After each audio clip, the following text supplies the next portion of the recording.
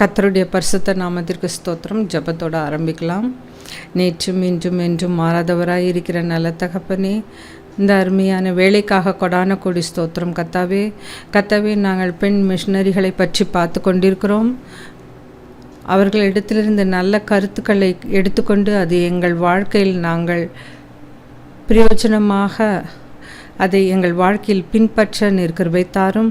பரிசுத்த ஆவியானவர் தாமே எங்களோடு இருந்து அனைத்து காரியங்களிலும் எங்களுக்கு உறுதுணையாக இருக்க கிருபை தாரும். இயேசுவின் மூலம் ஜெபம் கேளும் பிதாவே, ஆமென். எல்லோரும் நல்லா இருக்கீங்களா? சந்தோஷமாக இருக்கீங்களா? நம்ம இன்றைக்கி பார்க்க போகிறது சிந்தியா ஃபேரர். இவங்க அமெரிக்காவை சேர்ந்த ஒரு கிறிஸ்துவ மிஷனரி. இவர் ஆசிரியரும் கூட. இந்தியாவில் பார்த்திங்கன்னா பெண்கள் கல்வியில் சிறந்த பணியாற்றியவர், ஒரு முன்னோடியும் கூட. பெண் கல்வி வளர்ச்சிக்கு இந்திய சீர்திருத்தவாதிகளை இவர் ஊக்குவித்தார்.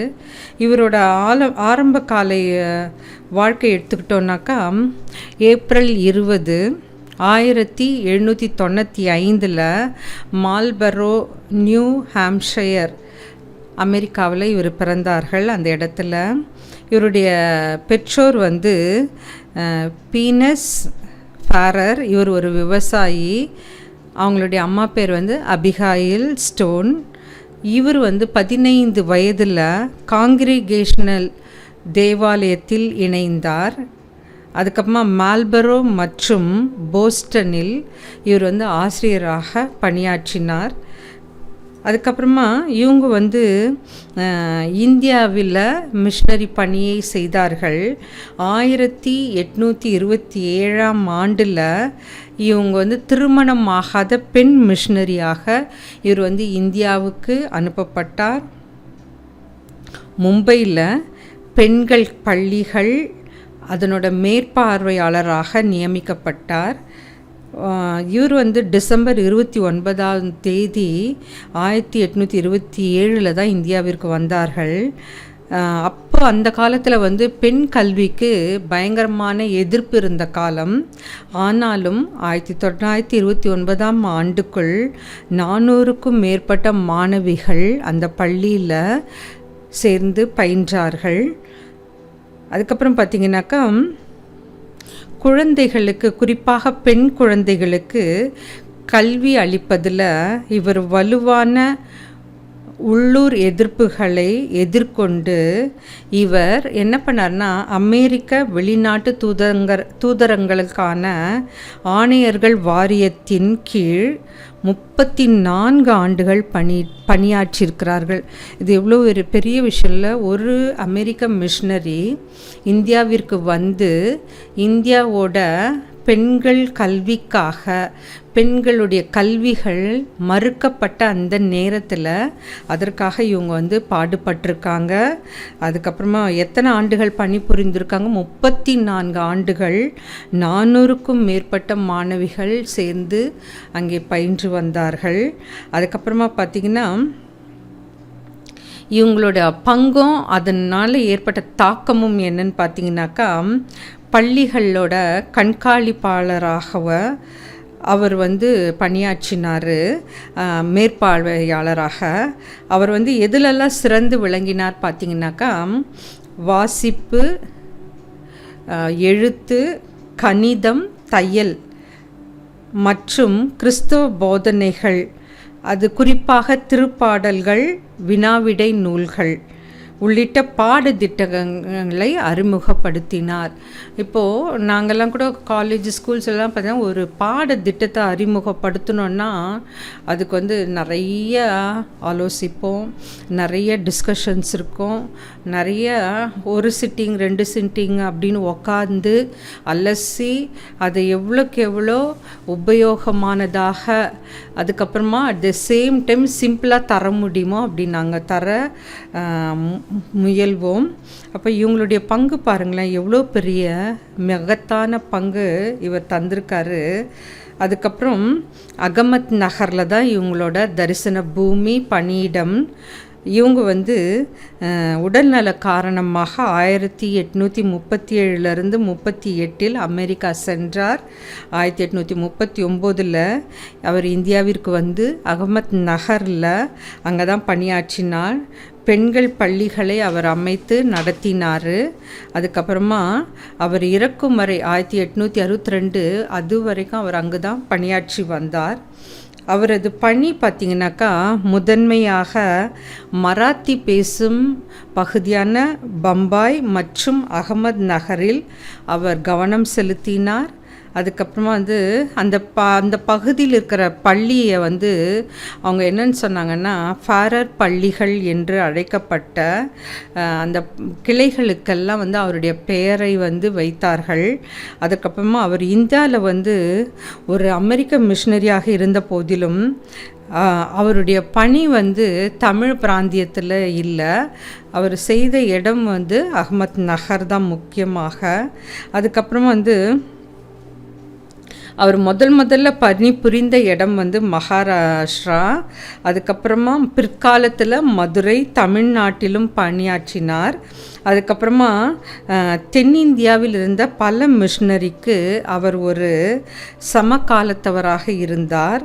அப்புறமா அகமத் நகரில் தான் அவருடைய முழு கவனமும் முழு செயலும் அங்கே தான் அவர் வந்து செய்து கொண்டிருந்தார். அப்புறமா இந்தியாவில் கல்வியில் தாக்கம் என்னன்னு பார்த்தீங்கன்னாக்கா ஜோதிராவ் பூலே அவர்களின் பள்ளியை பார்வையிட்டு பூனேயில் இந்தியர்கள் நடத்தும் முதல் பெண்கள் பள்ளியை தொடங்க ஊக்கம் அடைத்தார். அதுக்கப்புறமா சாவித்ரிபாய் பூலே இவங்க வந்து ஃபாரரிடம் கல்வி பெற்றார், ஆசிரியர் பயிற்சி பெற்றார். இந்தியாவின் முதல் பெண் ஆசிரியர்களில் இவரும் ஒருவர். இவரை பற்றி நம்ம ஆல்ரெடி ஏற்கனவே நம்ம பார்த்துருக்கோம். அதுக்கப்புறமா இவரோட பாரம்பரியம் பார்த்திங்கன்னா வெளிநாடுகளுக்கு அனுப்பப்பட்ட முதல் திருமணமாகாத அமெரிக்க பெண் மிஷனரிகளில் ஒருவர். இது வந்து எனக்கு ரொம்ப ஆச்சரியமாக இருக்கும் நிறைய நேரங்களில். ஏன்னா அந்த வயதில் இளம் வயதில் திருமணம் செய்து கொள்ளாமல் கர்த்தருக்காக தன்னை முழுவதுமாக அர்ப்பணித்தார்கள்.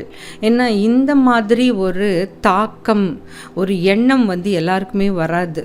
நானும் பார்த்துருக்க நிறைய பேரை குடும்பத்தில் கூட வளர்க்கும் பொழுது நீ இந்த மருத்துவ பணிக்கு போனோம், என்ஜினியரிங்க்கு போனோம் அப்படி தான் சொல்லி வளர்க்குறாங்களே ஒழிய வெகு சில குடும்பங்கள் மாத்திரம்தான் ஒரு தியாலஜி இறையியல் படிக்கணும், வேதத்தை ஆராய்ந்து பார்க்கணும் அப்படின்ற ஒரு ஆர்வத்தில் ஒரு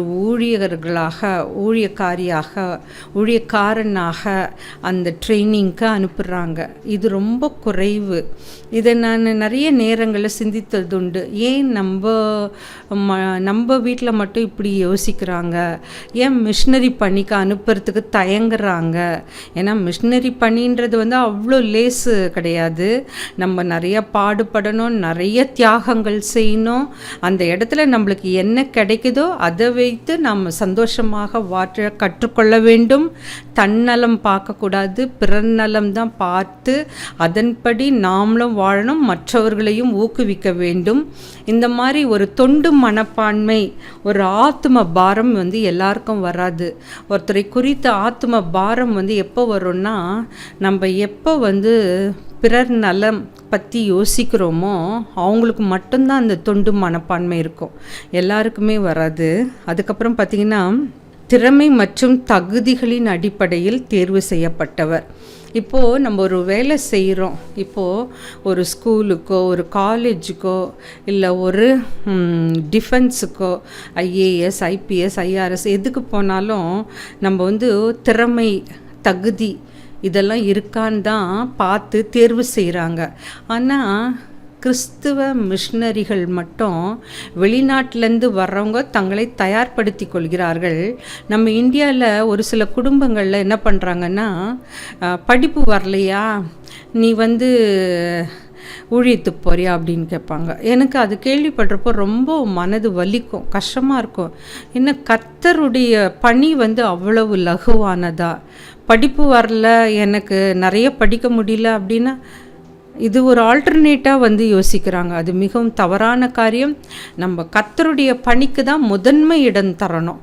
அது நம்ம கற்றுக்க வேண்டிய ஒன்று. அதுக்கப்புறம் தனது வாழ்க்கையின் பெரும் பகுதியை இந்தியாவில் சேவைக்கு அர்ப்பணித்தார். எத்தனை பேர் இந்த சேவை மனப்பான்மையோடு நாம் வாழ்ந்து கொண்டிருக்கிறோம், மற்றவர்களுக்காக வாழ்ந்து கொண்டிருக்கிறோம். அதுவும் ஃபாரினர்ஸ் இந்தியாவுக்கு வந்தவங்க குறிப்பாக பெண் கல்விக்காக தான் பாடுபட்டிருக்கிறார்கள். பெண் குழந்தைகள் அந்த கல்வி மறுக்கப்பட்ட அந்த காலத்திலும் பெண்கள் கல்வி கற்க வேண்டும் என்று அவங்கெல்லாம் ரொம்ப பாடுபட்டிருக்காங்க. அப்போ தான் நான் யோசிப்பேன், அவங்க மட்டும் வரலன்னு வச்சுங்களேன், நம்மெல்லாம் ஒன்றுமே ஒரு படிப்பறிவு இல்லாமல் பகுத்தறிவு இல்லாமல் அப்படியே வீட்டுக்குள்ளே முடங்கி கொண்டிருப்போன்றது தான் நம்மளோட ஒரு கவலையான செய்தி. அதுக்கப்புறம் இந்திய பெண்கள் கல்வியின் வளர்ச்சிக்கு முக்கிய பங்கு வகித்தார். இது பாருங்கள், அவங்களாம் என்ன திரும்ப பண்ணுறாங்க, தாங்கிட்ட இருக்கிற சொத்தை விற்று அதை எடுத்துக்கொண்டு இந்தியாவிற்கு சேவை செய்கிறாங்க. ஆனால் நம்ம என்ன பண்ணுறோம், நம்மக்கிட்ட எவ்வளோ சொத்து பணம் இருந்தாலும் இந்த மாதிரி நம்ம ஊழியம் செய்கிறப்போ மற்றவர்களிடத்துல தான் எதிர்பார்த்து கொண்டு இருக்கிறோம். அது இப்போ இவங்க திருமணம் ஆகாதவர், அதனால் தனக்கு இருந்தது எல்லாத்தையும் மற்றவங்களுக்காக செலவு செய்தார்.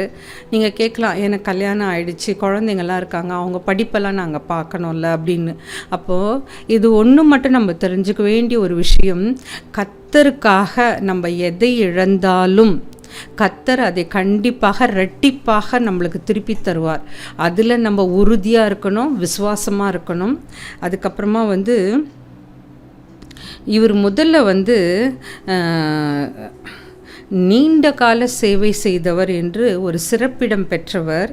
ஏன்னா இவருக்கு முன்னாடி சார்லட் ஒயிட், அப்புறமா பெஸ்ட்சி ஸ்டாக்டன், இவங்க எல்லாம் கூட கல்வி பணியில் பெரும் பங்கு வகித்தாலும் நீண்ட கால சேவை மற்றும் தாக்கத்தில் சிந்தியா ஃபேரர் தான் சிறப்பிடம் பெற்றவர். அதுக்கப்புறம் பார்த்திங்கனாக்கா இவங்க இதில் முதல்ல இவங்க தங்களை அர்ப்பணிக்கின்றாங்க. இந்த கிறிஸ்துவ மிஷனரிகள் பார்த்திங்கன்னா முதல்ல யாருடையவாது ஒரு மிஷனரியோட வாழ்க்கையையோ இல்லை அவங்க பேச்சையோ மேடை பேச்சையோ இல்லை அவங்களுடைய சுயசரிதையோ படிக்கிறாங்க. அதில் ஒரு தாக்கம் ஏற்படுகின்றது. அதன் மூலமாக நம்மளும் ஒரு ஊழியக்காரனாக மாற வேண்டும் என்ற வாஞ்சை அவர்களிடத்தில் இருக்கிறது. அந்த வாஞ்சை இருந்த உடனே அவங்க முதலாவது அவங்க செய்கின்ற காரியம் ஜெபம். கர்த்தரிடத்தில் கேட்குறாங்க, என்னுடைய வாழ்க்கையில் எனக்காக குறிக்கப்பட்ட, எனக்காக தரிசனமாக ஒதுக்கப்பட்ட, எனக்காக அழைக்கப்பட்ட இடம் எதுன்னு தான் முதல்ல பார்க்குறாங்க. ரெண்டாவது பார்த்திங்கன்னா வேதத்தை வாசிக்கிறாங்க. ஏன்னா ஒரு இடத்துல போய் சத்தியத்தை சொல்லுறாங்க. அப்போ என்ன செய்கிறாங்க, அந்த சத்தியத்தை சொல்லும்பொழுது அவங்களுக்கு கண்டிப்பாக சத்தியத்தை பற்றிய ஒரு அறிவு ஆழமாக இருக்கணும்.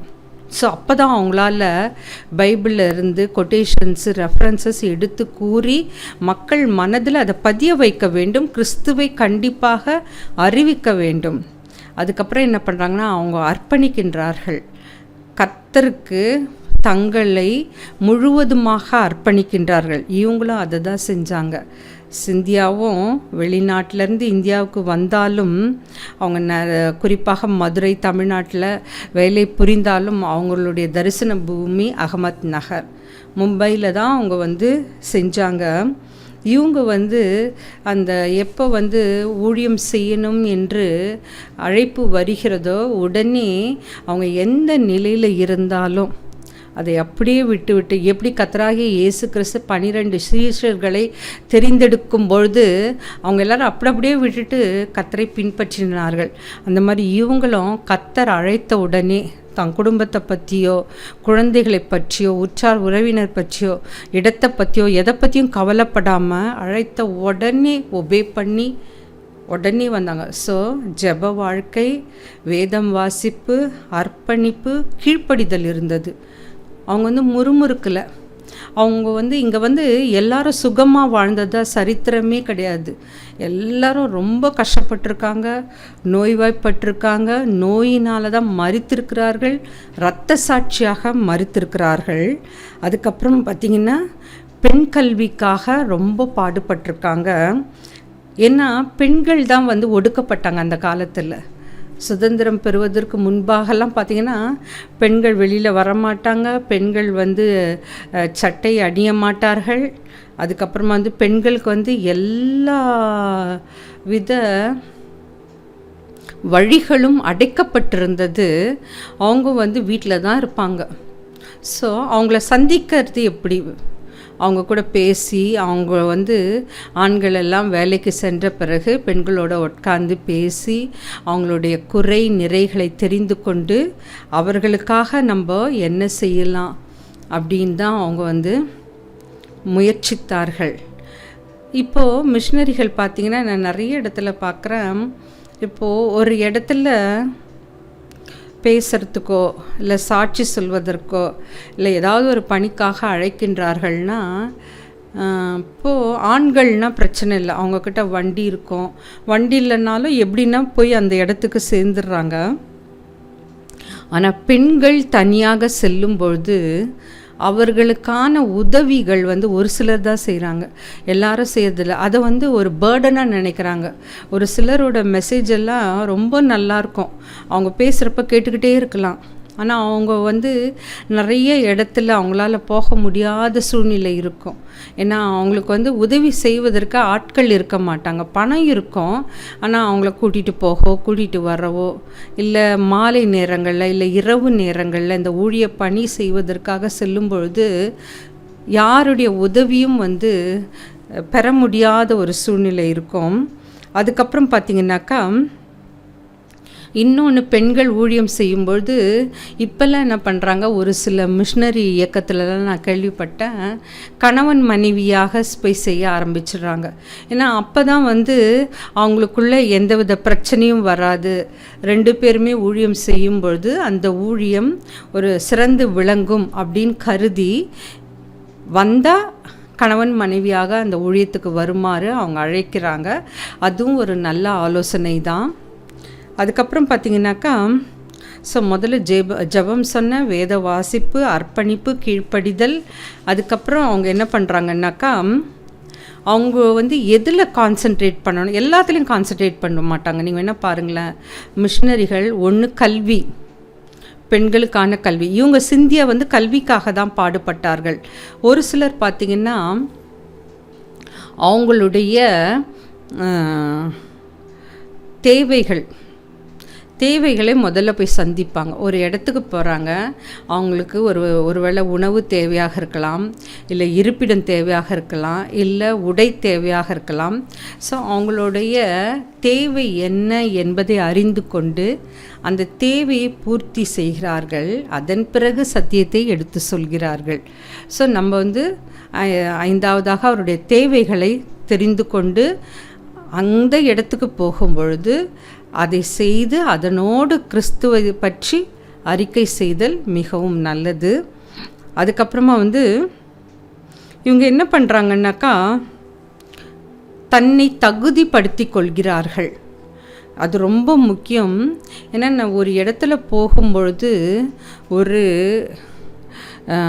நன்கு வேதம் கற்று அறிந்த ஒருவர் வேதத்தில் ஒரு வார்த்தையை சொல்லும்போது அதற்கு வந்து அர்த்தம் வந்து தவறாக சொல்கிறாரு. அதே நேரத்தில் அதே பகுதியை நான் போய் சொல்கிறேன். அப்போ வந்து நான் அதை ஒரு பெரிய ஹைலைட் மாதிரி பண்ணாமல் அந்த பகுதியை பற்றி நான் சொல்லும்பொழுது இந்த வார்த்தைக்குரிய அர்த்தம் இதுதான் அப்படின்னு நான் சொல்கிறேன். அப்போ பாருங்கள், நம்மளை நாமே தகுதிப்படுத்தி கொள்ள வேண்டும். நம்மளுக்கு எல்லாருக்கும் நல்லா தெரியும், வேதத்தில் ஒன்றும் குறைக்கவும் கூடாது, கூட்டவும் கூடாது. கர்த்தர் என்ன சொல்லியிருக்கிறாரோ அதை அப்படியே நாம் சொல்ல வேண்டும், தப்பான அர்த்தத்தையும் சொல்லக்கூடாது. அப்போது நம்மளுக்கு வந்து வேதத்தை பற்றிய அறிவு இருக்க வேண்டும், நம்மளை நாமளே தகுதிப்படுத்தி கொள்ள வேண்டும், அதில் திறமைசாலியாக இருக்க வேண்டும். 6வதாக அவங்க அதை தான் செஞ்சாங்க, தங்களை தகுதிப்படுத்தி கொண்டார்கள். அதுக்கப்புறமா திறமைகளின் அடிப்படையில் தான் அவங்க தேர்வு செய்யப்பட்டார்கள். அதுக்கப்புறமா அவங்க 8வதாக பார்த்திங்கன்னா அவங்களுடைய வாழ்க்கையில் வந்து எதுக்கு முக்கியத்துவம் தர்றாங்க, கர்த்தருக்கா இல்லை உலக வாழ்க்கைக்கா. ஒன்ஸ் அவங்க கர்த்தருடைய பணிக்குன்னு தன்னை அர்ப்பணம் செய்த பிறகு அவங்க உலக வாழ்க்கையை பற்றி கவலைப்படவே மாட்டாங்க. கர்த்தருடைய பணியை எடுத்துக்கொண்ட பணியை சிறப்பாக செய்யணும், அதில் தான் அவங்க கான்சன்ட்ரேஷன் இருக்கும். ஆனால் நம்ம இந்தியாவில் பிறந்து இந்தியாவில் வளர்ந்து இந்திய மக்களுக்காக செய்கின்ற ஊழியக்காரர்கள் பார்த்திங்கன்னா உலக வாழ்க்கையில் தான் நம்ம வந்து கான்சன்ட்ரேட் பண்ணிகிட்ருக்குறோம். நம்ம ஆத்ம பாரம் கிடையாது, ஒரு சிலருக்கு அதை பற்றி எண்ணமும் கிடையாது. ஆனால் நாம் எதை நோக்கி போய் கொண்டிருக்கிறோம்? ஒருத்தருடைய வாழ்க்கையில் ஆவிக்குரிய வாழ்க்கை, உலக பிரகாரமான வாழ்க்கை இருக்குது. இந்த ஆவிக்குரிய வாழ்க்கையில் நாம் கர்த்தரை சேவிக்கின்றோமா அல்லது மனிதரை சேவித்து கொண்டிருக்கிறோமா? நிறைய நேரங்களில் நாம் அதில் வந்து தவறிடுறோம், கர்த்தரை பணிந்து கொள்வதில் தவறி விடுகிறோம். இப்போ ஒரு இடத்துக்கு போகிறோம், அங்கே வந்து நம்ம முதல் ப்ரெஃபரன்ஸ் யாருக்கு கொடுப்போம்?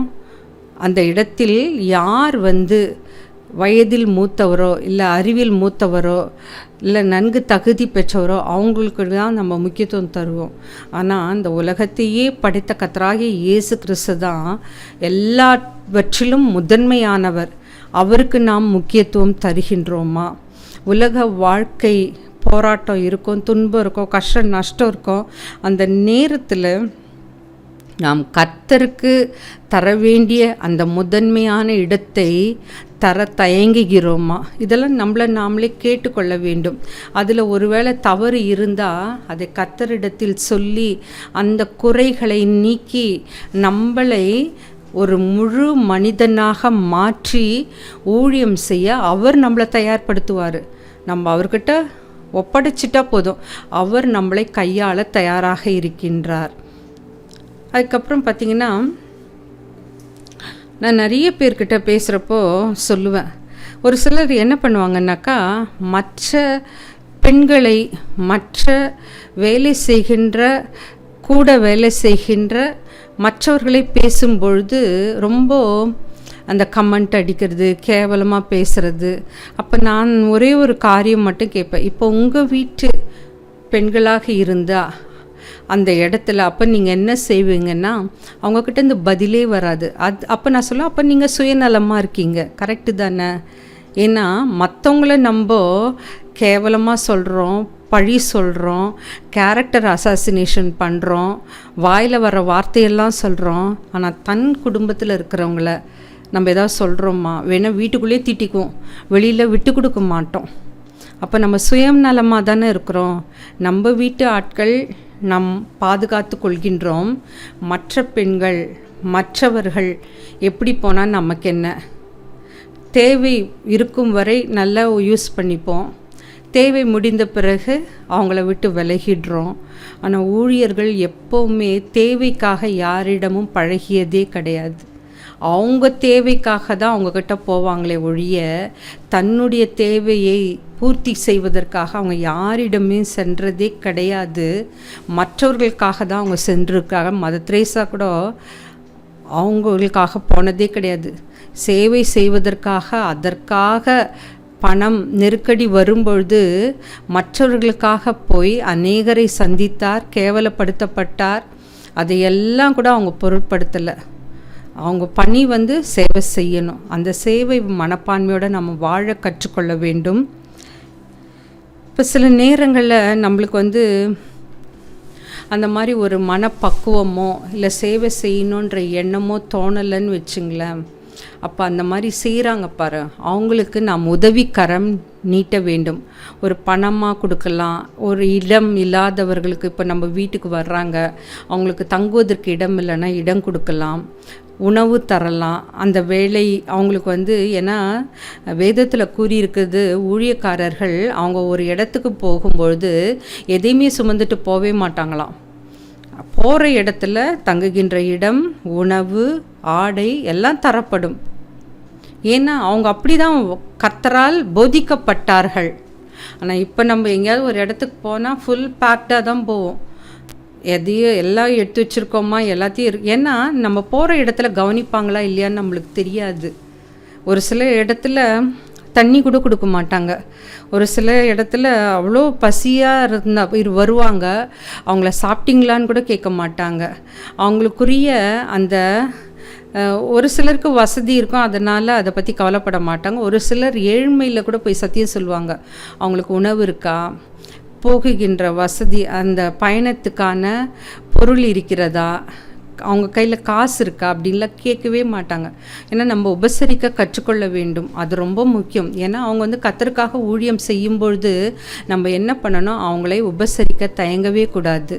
ஸோ வேதத்தில் கூறியிருக்கிறது போல் நாம் மற்றவர்களுக்காக உதவி செய்யும் பொழுது, மற்றவர்களுக்காக ஜெபம் பண்ணும் பொழுது, மற்றவர்களுக்காக நாம் பரிந்து ஜெபிக்கும் பொழுது கர்த்தர் நம்முடைய எல்லாவித குறைகளையும், எல்லாவித கட்டுகளிலிருந்தும், எல்லாவித போராட்டங்களிலிருந்தும், எல்லாவித பிரச்சனைகளிலிருந்தும் நம்மளை விடுதலையாக்குவார். ஸோ நம்ம இன்றைக்கி பார்த்தது சிந்தியா ஃபேரர். அவங்க அமெரிக்க மிஷனரி, கல்வியாளர். அவங்க இந்தியாவுக்கு வந்தாங்க. அவங்க வேலை செய்த இடம் அகமத் நகர், மும்பையில் தான் அவங்க தங்கியிருந்தாங்க. 34 வருடங்கள் ஊழியம் செய்தார்கள். ஆசிரியர் அவர். மற்றவர்களுக்கும் பயிற்சி கொடுத்தாரு. பெண்களுக்காக, அவர்களுடைய கல்விக்காக ரொம்ப திறமையாக பங்களிப்பு தந்திருக்காரு. அதற்காக அவர் நீண்ட நாட்கள் சேவை செய்திருக்கிறாரு. மக்கள் மத்தியில் ஒரு பெரிய தாக்கத்தை ஏற்படுத்தியிருக்கிறாரு. அதுக்கப்புறம் பார்த்திங்கனாக்கா 400க்கும் மேற்பட்ட மாணவிகளை அந்த பள்ளியில் சேர்த்து படிக்க வைத்து ஊக்கம் அளித்திருக்கிறாரு. அவர் எஜுகேஷன், ஏன்னா நான் நிறைய நேரங்களில் நான் சொல்லுவேன், ஒருத்தருக்கு நம்ம எந்த பொருளும் இலவசமாக கொடுக்க வேண்டாம். ஏன்னா அவங்களுக்கான அந்த தகுதியின் அடிப்படையில் ஒரு வேலை கொடுத்துட்டிங்கன்னு வச்சுங்களேன், அவங்க தேவைகளை அவங்களுக்கு வர வருமானத்தின் மூலமாக அதை அவங்க செய்துக்குவாங்க. அது அப்படி தான் நம்ம பழக்கப்படுத்தணும். இலவசம் கொடுக்கறது, கிஃப்ட் கொடுக்கறது, அப்படிலாம் பழக்கப்படுத்திட்டோன்னு வச்சுங்களேன், எப்பவுமே நம்ம ஒரு இடத்துக்கு போனால் நம்ம என்ன சொல்கிறோம், நம்ம கருத்தை பார்க்க மாட்டாங்க, நம்ம என்ன கொண்டு வந்திருக்கோன்னு தான் பார்க்க ஆரம்பிச்சிருவாங்க. தேவை வேற, கிஃப்ட் வேற. ஒரு அன்றாட வாழ்க்கைக்கு தேவைகளை பூர்த்தி செய்வது வேற, ஒருத்தருக்கு பரிசளிப்பது வேற. அதை நாம் புரிந்து கொள்ள வேண்டும். அவங்களுக்கு சத்தியத்தை சொல்லுங்க. ஒரு நாளைக்கு நம்ம ஒருத்தருக்காவது நம்மளோட கடமை, கிரேட் கமிஷன், பேராணை, அதை கண்டிப்பாக நம்ம செய்து தான் ஆக வேண்டும். இப்போது நம்மளை நாமளே தகுதிப்படுத்தி கொள்ள கர்த்தரை நோக்கி நாம் விண்ணப்பம் செய்யலாம். ஸ்தோத்திரம் ஆண்டவரே. சிந்தியா ஃபேரரை பற்றி இன்று பார்த்தோம் கர்த்தாவே. அவர்கள் ஏசப்பா இந்தியாவிற்கு குறிப்பாக பெண் குழந்தைகளுடைய கல்விக்காக பள்ளிகளை நிறுவியிருக்கிறார் ஆண்டவரே.